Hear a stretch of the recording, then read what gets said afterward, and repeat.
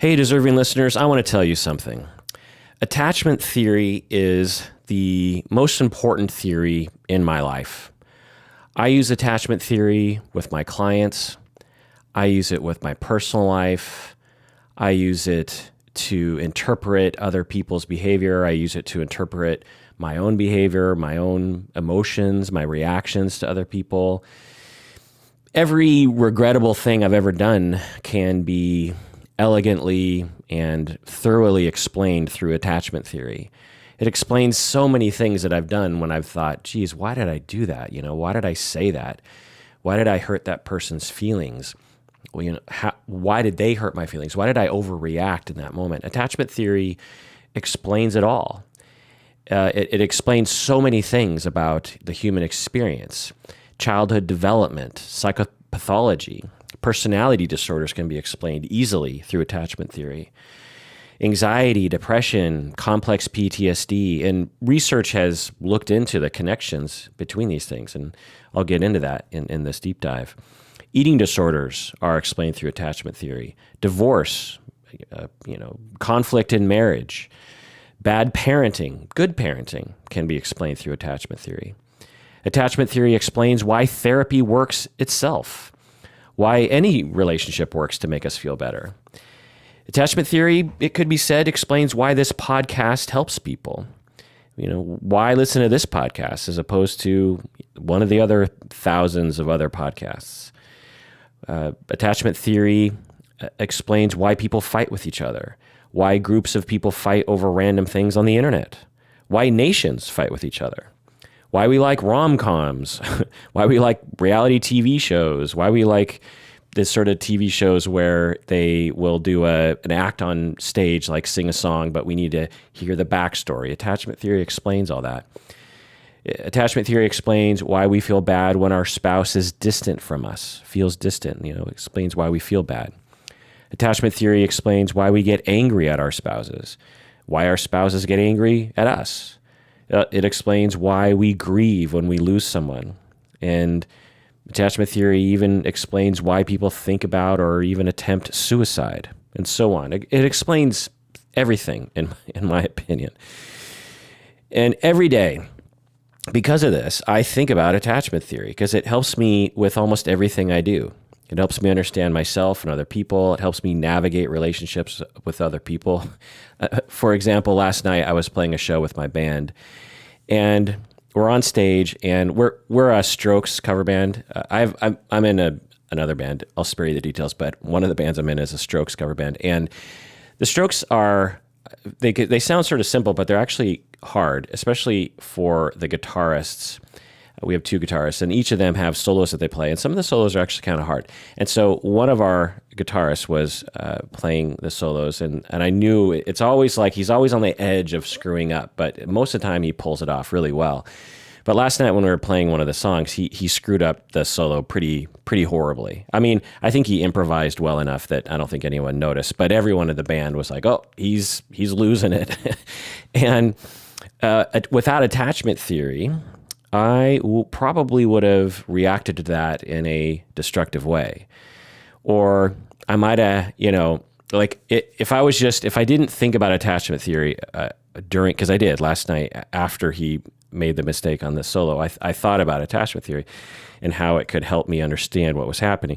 Because if I didn't have that, I probably would have tried to act like I didn't notice that he made a mistake on the solo. If he came up to me afterwards, I'd be like, oh, I didn't notice, even though I totally did, which he might have interpreted as, oh, he's just saying that because clearly there's no way he could not have noticed.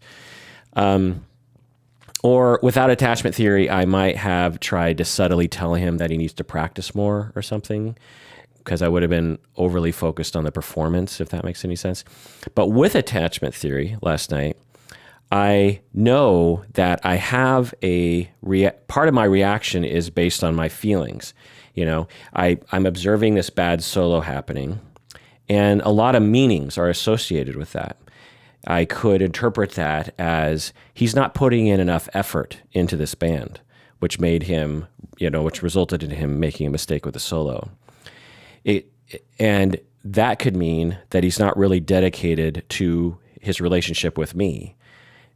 That's where attachment theory really helps us. It's like a lot of things are interpreted on an attachment bond basis, and him making a mistake on a solo, particularly if I'm sensitive to attachment injury, I might have a circuitous route to interpreting him doing a bad solo to him basically rejecting me. And this wouldn't be conscious, of course, but it would be potentially happening. And this could make me feel hurt. It could make me feel angry, which could make me want to punish him somehow. So instead, with attachment theory in my mind, I put that aside, even though I had minor inklings along those lines. And I resolved to not see things that way, which helped me to relax and also to approach him better. I also knew through attachment theory that because he made a mistake with the solo, he was probably panicking from attachment worries for fear of being rejected by me and the rest of the band because he messed up the solo, right? So he messes up the solo, and it makes him afraid of being abandoned by me and the band, because that's a viable thing that could happen if one of the band members is totally just not performing well. It's conceivable to someone that they'd be like, oh, maybe I'm on the chopping block. Now, our band is so casual that would never happen, and the guys are amazing. I mean, I'm by far the least talented member of the band. So if anyone should be kicked out, it should be me. But anyway, but that's a real fear that people would have. And I suspected that he might have at least, some inklings of that, which could make him feel demoralized. And then maybe he would feel less happy about being in the band. And then he would quit the band, which is not what any of us want. So, and by the way, this happens with bands all the time. Attachment injuries happen within bands and lead to them breaking up, like the Beatles and so on. It explains things even on that level. And when I look at the Beatles, because I'm such a huge Beatles fan, and I'm watching Let It Be and the breakup of the Beatles, all I can think about is attachment theory, about John Lennon and Paul McCartney and Ringo and George for that matter. And then Yoko comes in, and it just the attachment movements within the band led to the inevitable breakup. And if I was to keep them together, I would have gone back and tried to actually help them with their attachment with each other and to help them understand what's happening, and so that they can optimize their attachments and potentially stay together, because I really love the Beatles. Anyway, in the end, last night, as I'm thinking about this in the midst of doing all the other things last night, instead of trying to gloss over it or punish him or give him a message like, hey, you should probably practice more or something, in the end, I decided, well, what do I really want out of life? And I thought, well, the most important thing to me about being in the band is to have fun and to bond with my bandmates.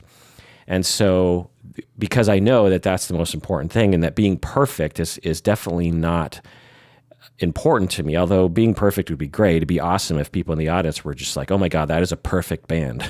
Of course, that would never happen, but that seems intellectually like a great thing, but understanding through attachment theory tells me that that is meaningless compared to the meaning and well-being that I get from strong attachment bonds cultivated over time with people that I trust, i.e. my bandmates and everyone else in my life.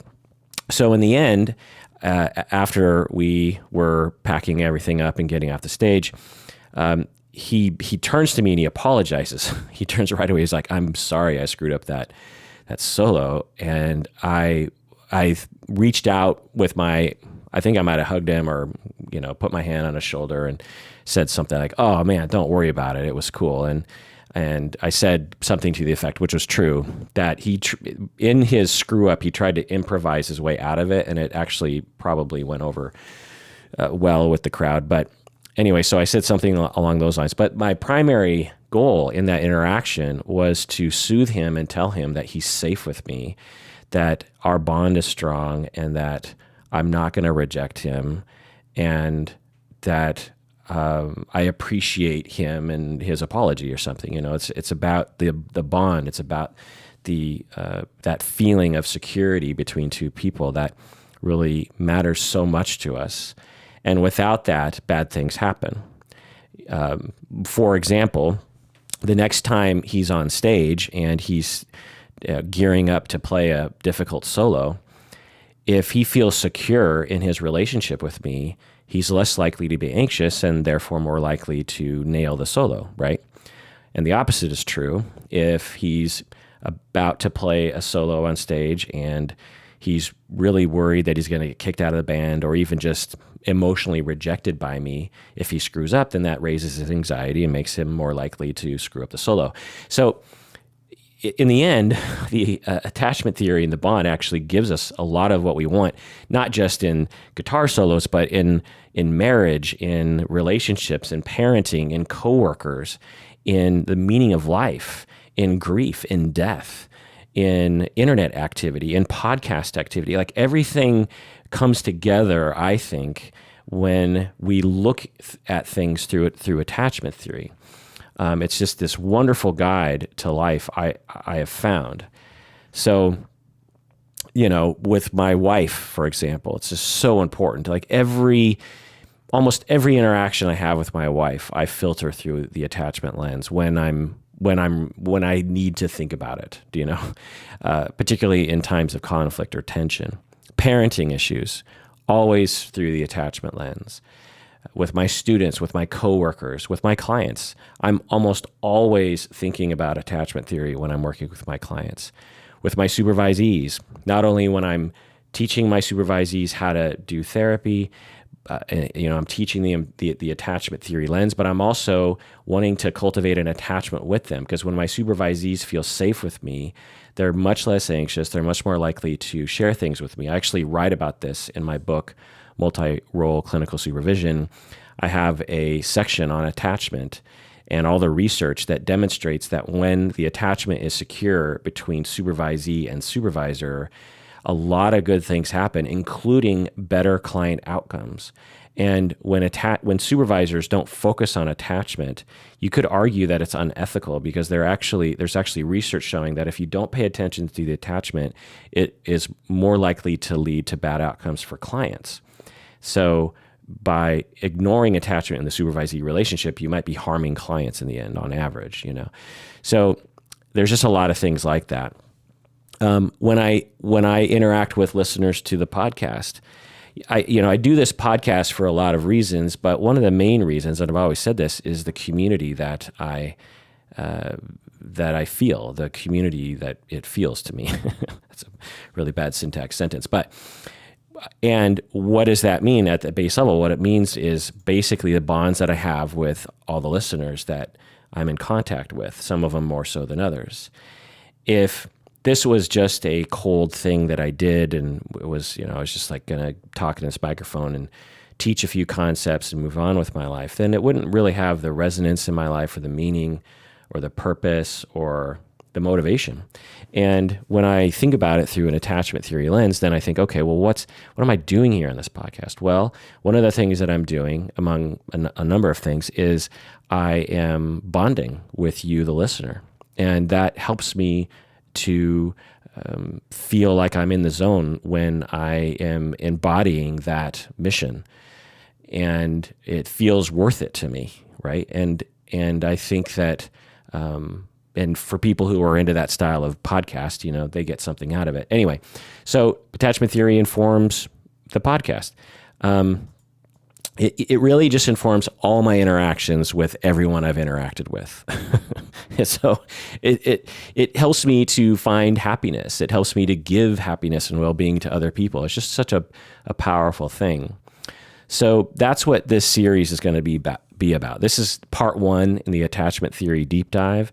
More parts will follow. I'm going to break it up. In the past, I would try to do deep dives in one fell swoop, one big episode, but this time I'm going to do different chapters, essentially. And so I'm not sure how many chapters are going to be, but this is chapter 1. In this chapter, I'm going to talk about, or not in this chapter, I'm going to talk about the history, John Bowlby, Mary Ainsworth, and others. Because when we understand the history of attachment theory and where it emerged from, I think it helps to explain the theory itself, but also how it fits into our society and our profession. But in other parts, I'm going to talk about attachment theory itself. Obviously, I'm going to have a whole chapter just to attachment theory, which is pretty complex. Attachment theory is interesting because it's simple. It can be very simply explained. It's not like psychoanalytic theory where it takes a while to even get the basics. Attachment theory, lay people can understand it very easily with just reading a few sentences, honestly. But it is also extremely complex, or deep, I should say. That's what makes a good theory, right? Is when it's fairly easy to comprehend, particularly because it's so human and so real and so relatable to people that as soon as I talk about attachment theory with clients or students, they're just like, oh my God, yeah, I get it. And also, you could study attachment theory for your entire career and never run out of things to look at because there's so many different things to unearth. So I'm going to talk about attachment theory itself, all the attachment styles, and through that, you listeners might be able to determine your attachment style and the attachment style of people around you, because I think that's one of the most useful things you could ever learn is your own attachment style, the different signs of that attachment style, the development of that attachment style, and how to recover from that attachment style, and the attachment style of other people. I can't tell you how useful that is to understand for your spouse, your clients, your coworkers. It's just mind-blowingly helpful. I'm going to talk about lots of research. I have been working on this deep dive for months, and it always, I thought I would not take this long, but it has taken a long time. And I have read hundreds, maybe over 1,000 studies. I've read several books on attachment theory, and so I'm going to review a lot of empirical research. I'm going to talk about social media and attachment, Facebook. I'm going to talk about different measures of attachment theory. How do we measure your attachment style? How do we look at pornography? Pornography and attachment have been researched quite a bit. Couples therapy, obviously, a massive, important element of any qualified couples therapist is to understand and utilize attachment theory. Also, using attachment theory in general with all clients, I'm going to talk about. One chapter is just going to be about therapy using attachment theory. I'm going to talk about the brain and biology. I'm going to talk about mirror neurons and mentalization and development. Parenting. I'll probably do a whole chapter on parenting. How do you parent your children in a way that is optimal for attachment? Because attachment is related to so many things in life, it is critical that parents know how to properly attune to their children. If you raise your child in a way that is focused on attachment in a good way, in a competent way, you can lower the risk of so many things in your children. So many things: eating disorders, depression, personality disorders, divorce, problems with drugs and alcohol. So that's a whole other thing, is attachment is related to drug and alcohol abuse, because of course it is. Once we get into the theory, all this will make sense. You'll be like, well, of course attachment theory is related to these things because of the understanding that we get of our development in relation to attachment. I'm going to talk about personality development and psychopathology in general. Society and culture and our physical health is also related to attachment theory, and many other things.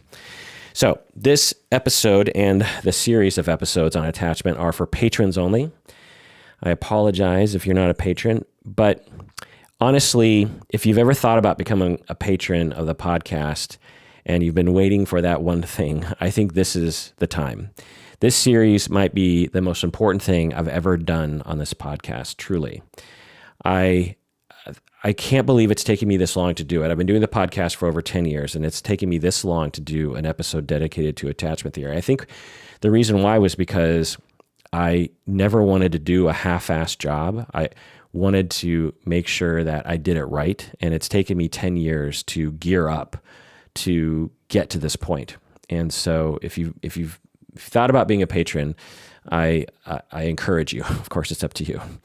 So if you're not a patron, you have to go to patreon.com. That's patreon.com, and become a patron of the podcast there.